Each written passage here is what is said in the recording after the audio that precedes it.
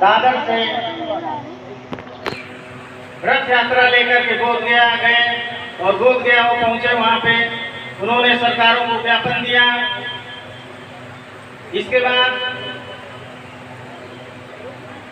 नागपुर में स्थानीय स्तर पर उन्होंने बहुत सारे कार्यक्रम किए। सन 93 में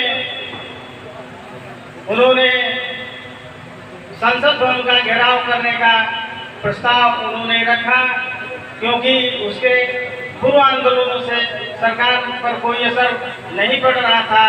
और उस क्रम में मैं खुद भंते सुरेश जी से उनके इंदौरा बुद्ध विहार में 91 में 92 में उनसे व्यक्तिगत मुलाकात किया। और उस समय हम लोग मोहम्मदाबाद का बुद्ध विहार के संदर्भ में उनसे बातें होती रही। उसी के परिणाम स्वरूप वो जो 93 का आंदोलन दिल्ली का था, वो मोहम्मदाबाद में आए और अपने आंदोलन में चलने के लिए हम लोग का आह्वान किया और अपना हैंडबिल पोस्टर हम लोगों को दे करके गए।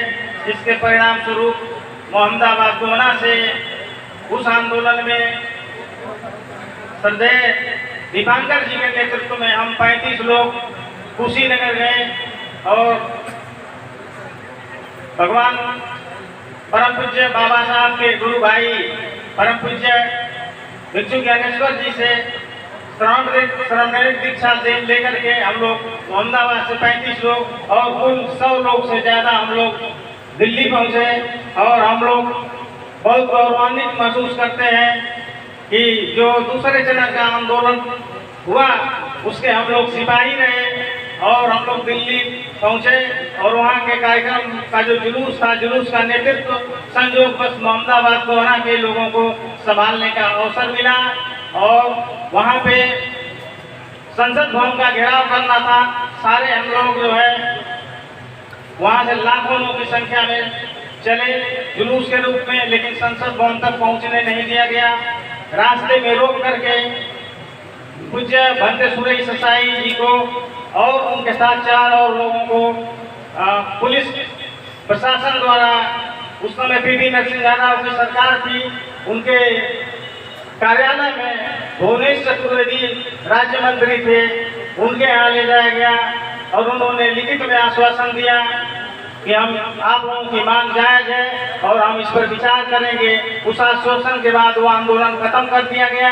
लेकिन जैसा कि शुरू से होता आ रहा है, उस बार भी सरकार ने कोई ध्यान नहीं दिया, जिसके परिणाम स्वरूप पूज्य भगवान आर्य नागार्जुन सुरेश जी को एक और निर्णय लेना पड़ा बोध गया में आंदोलन करने का। और बुद्ध जयंती के अवसर पर फिर हम लोग उनके आह्वान पे वही 35 लोग फिर से श्रमदायक दीक्षा लेकर के हम लोग बोध गया में पहुंचे। वहां पर जो है 3 दिन हम लोग रुके रहे, वहां आंदोलन किए, लेकिन परिणाम उसका कुछ नहीं निकला। इसके बाद भंते ससाई जी 18 महीने तक दिल्ली के जंतर मंतर पर आंदोलन करते रहे, जिसके परिणाम स्वरूप सरकार ने थोड़ा सा जो बीटीएमसी एक्ट के तहत जो वहाँ 9 सदस्यीय कमेटी है, जिसमें 4 बौद्धों को रखना है, उसमें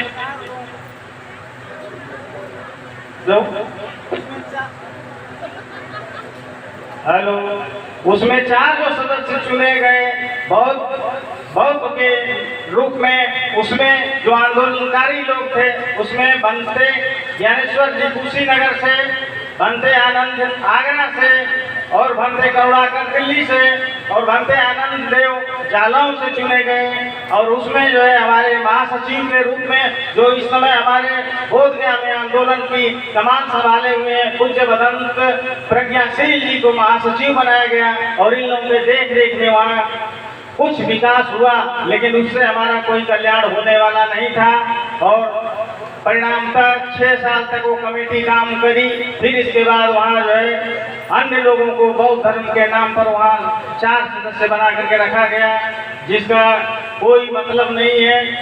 फिर हमारे परम आदरणीय आकाश लामा जी उन सारे त्रुटियों को अध्ययन किया। फिर इन्होंने देखा कि वो आंदोलन क्यों नहीं सफल हो पा रहा है, सरकार के काम पे क्यों नहीं रह रहा है। इन्होंने जो है पूरे स्थितियों परिस्थितियों का अध्ययन किया और पहाड़ से उतर करके वो मैदानी भागों में पूरे भारतवर्ष के सारे बौद्ध संगठनों को उन्होंने इकट्ठा किया और इकट्ठा करके एक ऑल इंडिया बुद्धिस्ट फोरम के नाम से एक कमेटी बनाई, जिसके अंतर्गत ये आंदोलन चला और आंदोलन चल रहा है।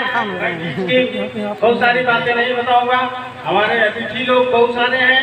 मैं आप लोगों से निवेदन करना चाहता हूं कि इस आंदोलन को सफल हम लोग तभी बना सकते हैं जब जिले जिले में इस तरह के कार्यक्रम हों और हम सरकार को ज्ञापन दें और जिस तरह से हमारी कमेटी जो है ऑल इंडिया बुद्धिस्ट फोरम जो निर्णय ले उस पर अच्छा सा हम लोग पालन करें, तभी जो है हम महाबोधि महाविहार को मुक्त करा सकते हैं। मैं आप लोगों का समय ज़्यादा नहीं लूँगा, आगे के वक्ता लोग जो है आगे बताएंगे।